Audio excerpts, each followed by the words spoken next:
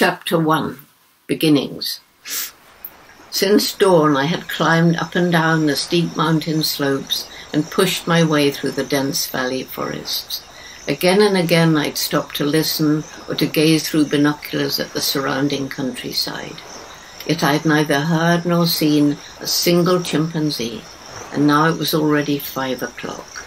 In 2 hours darkness would fall over the rugged terrain of the Gombe Stream Reserve.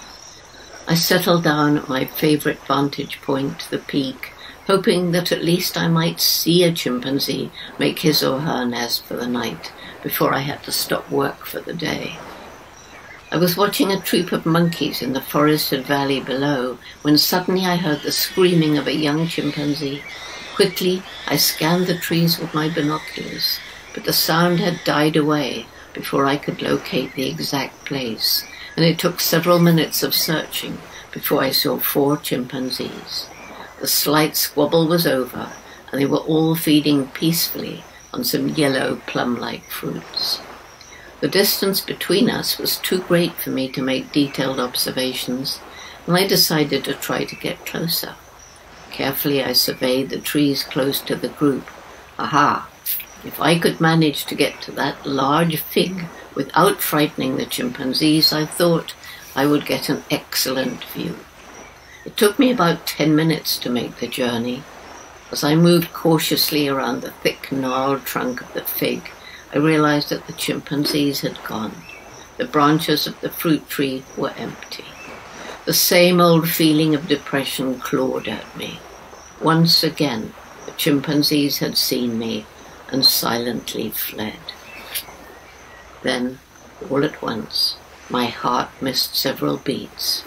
Less than 20 yards away from me, 2 male chimpanzees were sitting on the ground, staring at me intently. Scarcely breathing, I waited for the sudden panic-stricken flight which normally followed a surprise encounter between myself and the chimpanzees at close quarters. But nothing of the sort happened. The 2 large chimps simply continued to gaze at me. Very slowly I sat down, and after a few more moments, the 2 calmly began to groom one another again. As I watched, still scarcely believing it was true, I saw 2 more chimpanzee heads peering at me over the grass from the other side of a small forest glade, a female and a youngster. They bobbed down as I turned my head towards them, but soon reappeared, one after the other, in the lower branches of a tree about 40 yards away. There they sat, almost motionless, watching me. For over half a year I'd been trying to overcome the chimpanzees' inherent fear of me, the fear which made them vanish into the undergrowth whenever I approached. At first, indeed, they'd fled even when I was as far away as 500 yards and on the other side of a ravine. Now, 2 males were sitting so close I could almost hear them breathing. Without the slightest doubt, this was the proudest moment I had known. I'd been accepted by the 2 magnificent creatures grooming each other in front of me. I knew them both. David Greybeard, who'd always been the least afraid of me, was one, and the other was Goliath, not the giant his name implies, but of superb physique and the highest ranking of all the males. Their coats gleamed vivid black in the softening light of the evening. For more than 10 minutes, David Greybeard and Goliath sat grooming each other, and then, just before the sun vanished over the horizon behind me, David got up. He stood staring at me, and it so happened that my elongated evening shadow fell across him. The moment is etched deep in my memory, the excitement of that first close contact with the wild chimpanzee, and the freakish chance that cast my shadow over David, even as he seemed to gaze into my eyes. Later, it acquired an almost allegorical significance, for of all living creatures today, only we with our superior brain, our superior intellect, overshadow the chimpanzees. Only man casts his shadow of doom over the freedom of the chimpanzees in the forests, with his guns, his spreading settlements, and cultivation. At that moment, however, I did not think of this. I only marveled in David and Goliath themselves.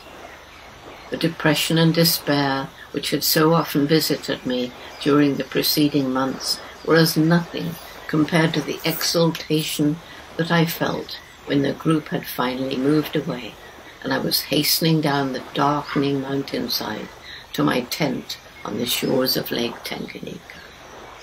It had all begun 3 years before, when I had met Dr. Louis Leakey, the well-known anthropologist and paleontologist, in Nairobi. Or perhaps it had begun in my earliest childhood. When I was just over 1 year old, my mother gave me a toy chimpanzee, a large, hairy model, celebrating the birth of the first chimpanzee infant ever born in the London Zoo. Most of my mother's friends were horrified and predicted that the ghastly creature would give a small child nightmares. But Jubilee, as a celebrated infant himself was named, was my most loved possession and accompanied me on all my childhood travels. Indeed, I still have the veteran toy today. Quite apart from Jubilee, I'd been fascinated by live animals from the time when I first learned to crawl.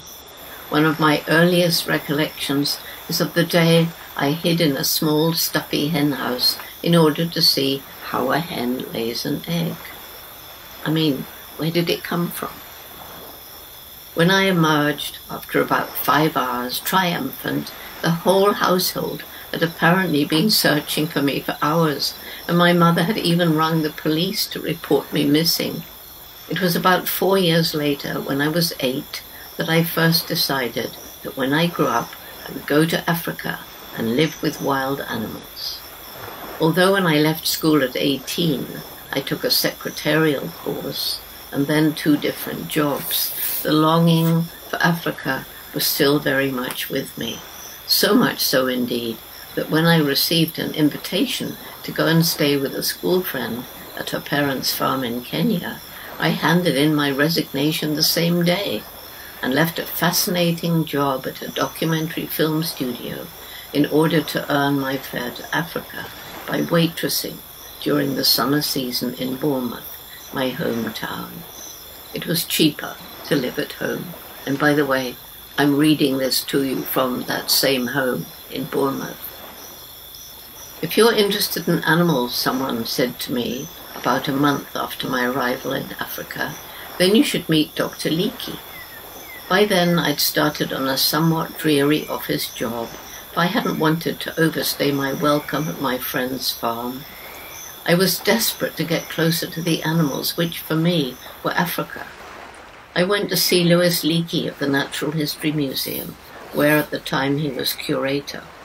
Somehow, he must have sensed that my interest in animals was not just a passing phase, but was rooted deep, for on the spot he took me on as his secretary assistant.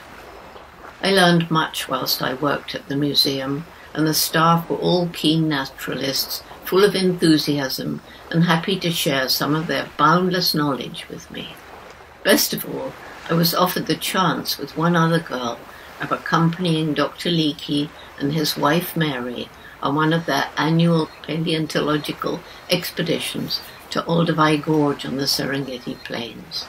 In those days, before the opening up of the Serengeti to tourists, before the discoveries of Zinjanthropus, the Nutcracker Man, and Homo habilis at Olduvai, those are 2 prehistoric skulls that the Leakeys found. Back then, the area was completely secluded. The roads and tourist buses and light aircraft that pass there today were then undreamt of. It was a real expedition into the wilds of Africa, such as I had dreamed of since childhood. The digging itself was fascinating. For hours as I picked away at the ancient clay or rock of the Olduvai Fault to extract the remains of creatures which had lived millions of years ago, the task would be purely routine. But from time to time and without warning, I would be filled with awe. by the sight or the feel of some bone I held in my hand. This very bone had once been part of a living, breathing animal which had walked and slept and propagated its species. What had it really looked like? What colour was its hair? What was the odour of its body? Such questions filled my mind, questions which science may never be able to fully answer. It was the evenings, however, that gave those few months their special enchantment for me. When the hard work of the day was finished at about 6 o'clock, then Gillian, my fellow assistant, and I were free to return to camp across the sun-parched, arid plains, above the gorge where we had laboured all day. Olduvai, in the dry season, becomes almost a desert, but as we walked past the low thorn bushes, we often glimpsed Dik-Dik, those grateful miniature antelopes scarcely larger than a hare. Sometimes there would be a small herd of gazelle or giraffes, and on a few memorable occasions we saw a black rhinoceros plodding along the gorge below. Once we came face to face with a young male lion. He was no more than 40 feet away when we heard his soft growl and peered round to see him on the other side of a small bush. For the first time in my life, I realized the full meaning of the phrase, "My heart stood still." We were down in the bottom of the gorge, where the vegetation is comparatively thick in parts. Slowly, we backed away, while the lion watched, his tail twitching. Then, out of curiosity, I suppose, he followed us as we walked deliberately across the gorge towards the open, treeless plains on the other side. As we began to climb upwards, he vanished into the vegetation. We didn't see him again. It was during this period, I think, that Louis Leakey decided I was the person for whom he'd been searching for nearly 20 years. Someone completely fascinated by animals and their behavior. Someone who could forego the amenities of civilization for long periods of time without any difficulty. For it was towards the end of our time at Olduvai that he began to talk to me about a group of chimpanzees living on the shores of Lake Tanganyika. Chimpanzee is found only in Africa, where it ranges across the equatorial forest belt from the west coast to a point just east of Lake Tanganyika.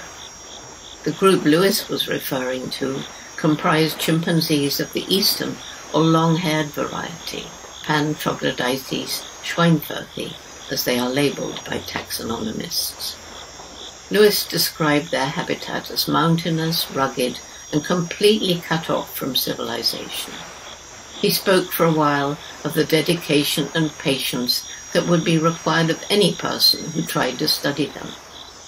Only one man, Louis told me, had attempted to make a serious study of chimpanzee behavior in the wild, and Dr. Henry Nissen, who had done this pioneering work, had only been able to spend 2.5 months in the field in French Guinea.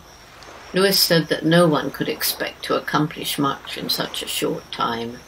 2 years would scarcely be long enough. Much more, Louis told me during that first talk. He was, he said, particularly interested in the behavior of a group of chimpanzees living on the shores of a lake, where the remains of prehistoric man were often found on a lake shore, and it was possible that an understanding of chimpanzee behavior today might shed light on the behavior of our Stone Age ancestors. As he talked, I suppose I guessed what was coming, yet I couldn't believe that he spoke seriously when, after a pause, he asked me whether I would be willing to tackle the job. For although it was the sort of thing I most wanted to do, I was, of course, completely unqualified to undertake a scientific study of animal behavior. Louis, however, knew exactly what he was doing. Not only did he feel that university training was unnecessary, but even that in some ways it might have been a disadvantage.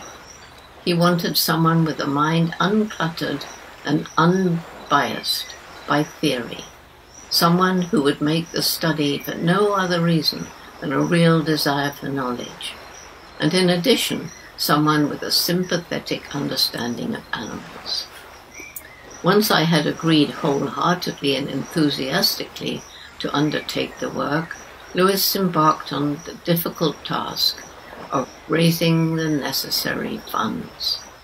He not only had to convince someone of the need for the study itself, but also that a young and unqualified girl was the right person to attempt it. Eventually, the Wilkie Foundation in Illinois, America, agreed to contribute a sum sufficient to cover the necessary capital expenses: a small boat, a tent, and airfares, and an initial 6 months in the field. I shall always be immensely grateful to Mr. Leighton Wilkie, who, trusting in Lewis's judgment, gave me the chance to prove myself. By the time I was back in England, but as soon as I heard the news, I made arrangements to return to Africa. The government officials in Kigoma, in whose area I would be working, had agreed to my proposed study, but they were adamant on one score. They would not hear of a young English girl living in the bush alone, without a European companion.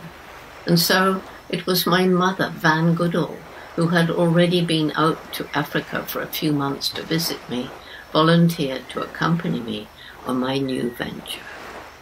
I don't think many mothers would have done that back then. When we arrived in Nairobi, everything at first went well.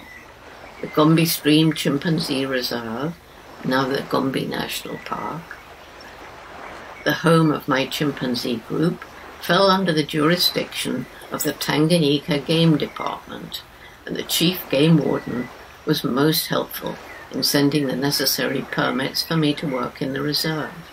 He also sent much useful information about the conditions there, the altitude and temperature, the type of terrain and vegetation, the animals I might expect to encounter.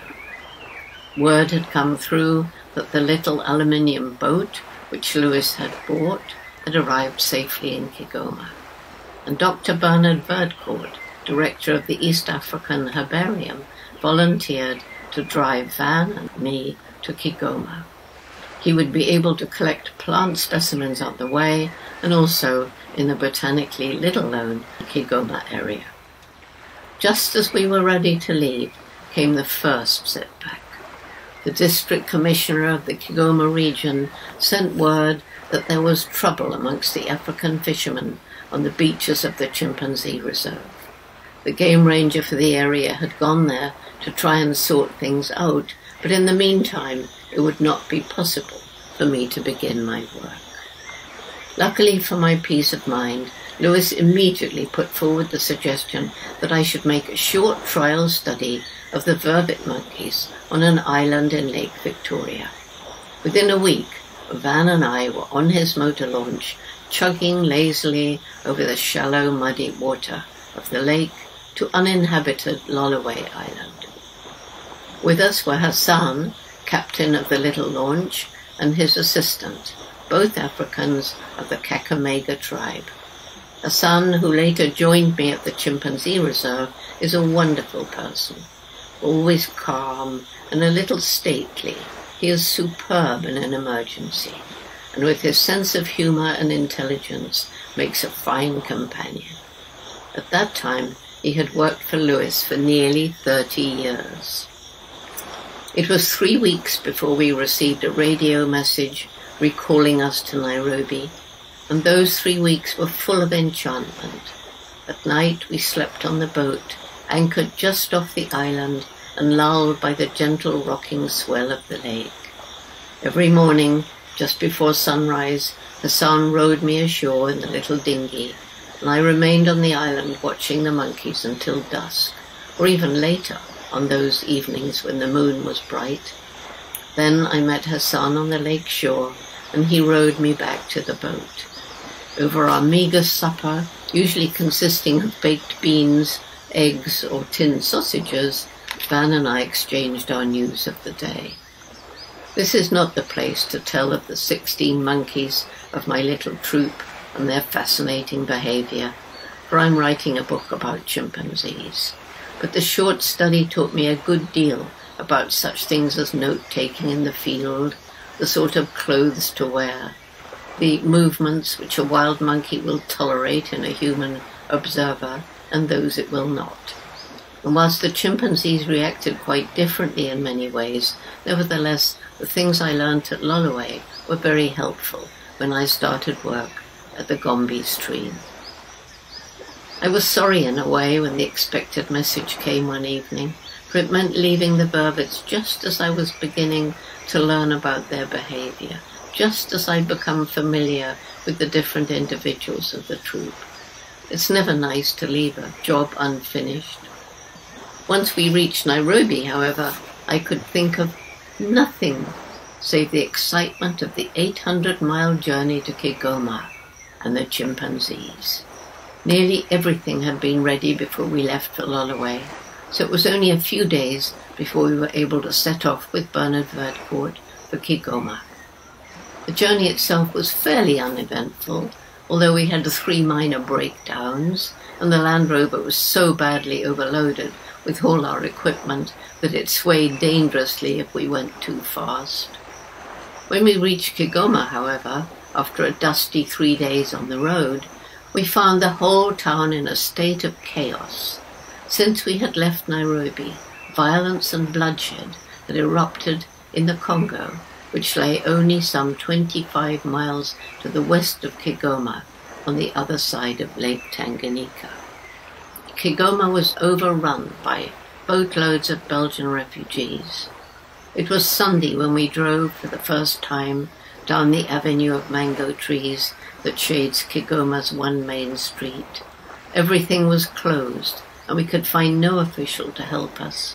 Eventually, however, we ran the district commissioner to earth, and he explained regretfully but firmly that there was no chance at all of my proceeding to the chimpanzee reserve.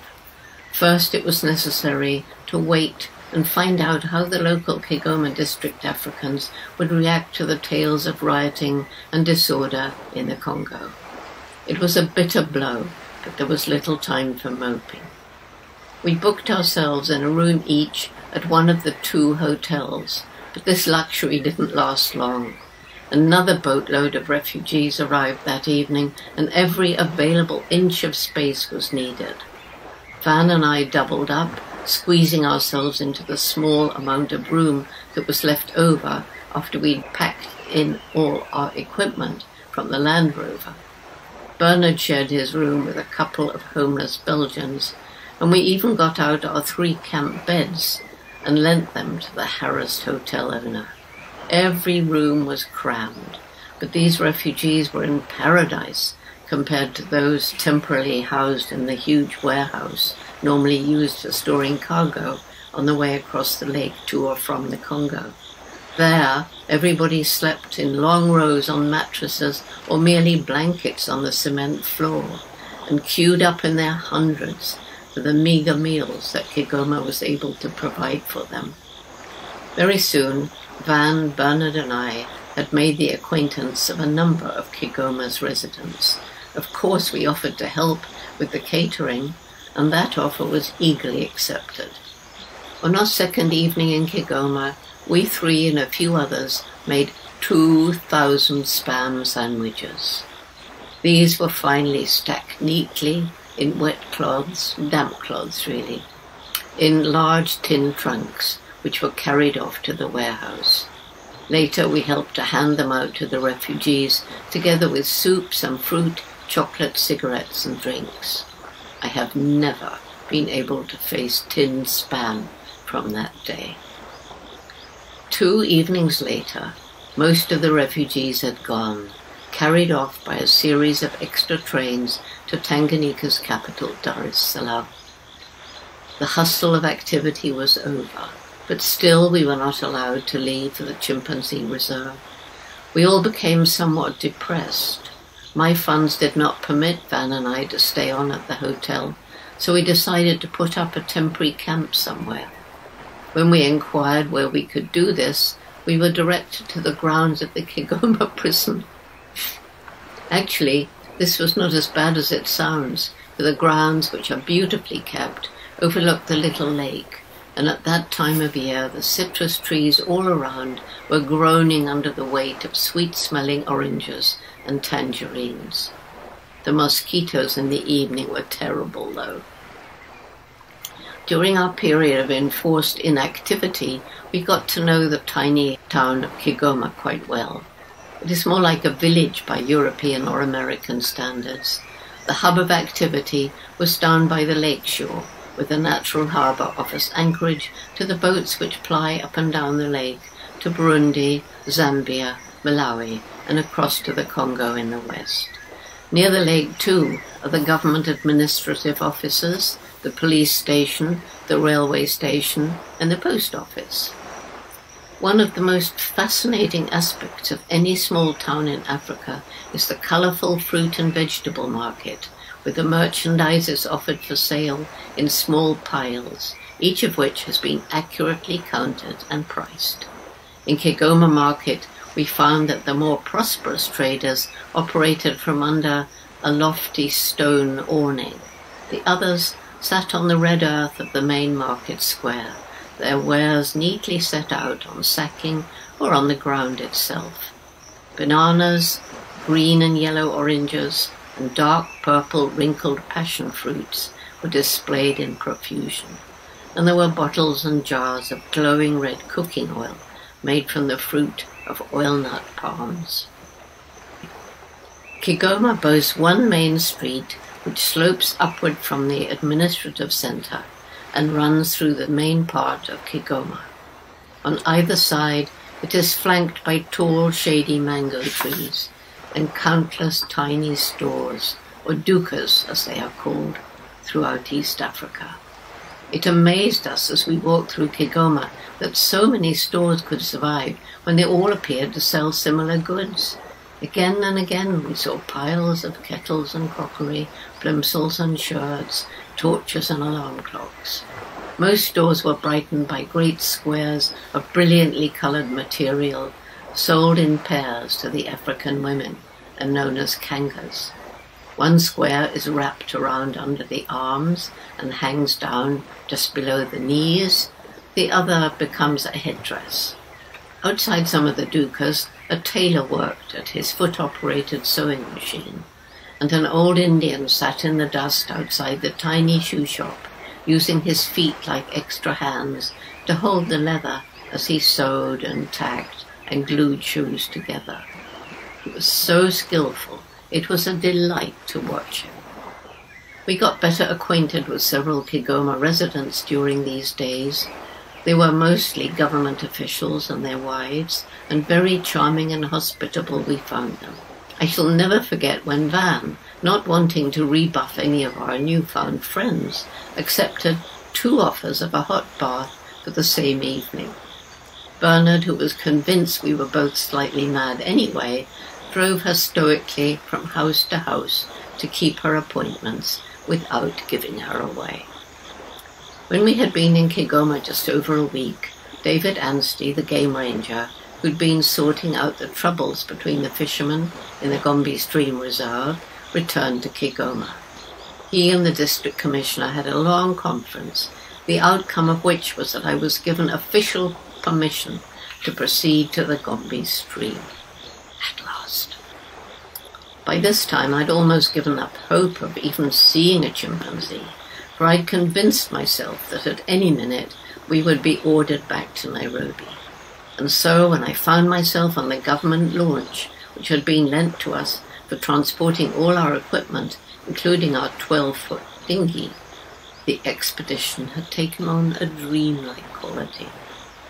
As the engine sprang to life and the anchor was drawn, we waved goodbye to Bernard and were soon steaming out of Kigoma Harbour and turning northward along the eastern shores of the lake.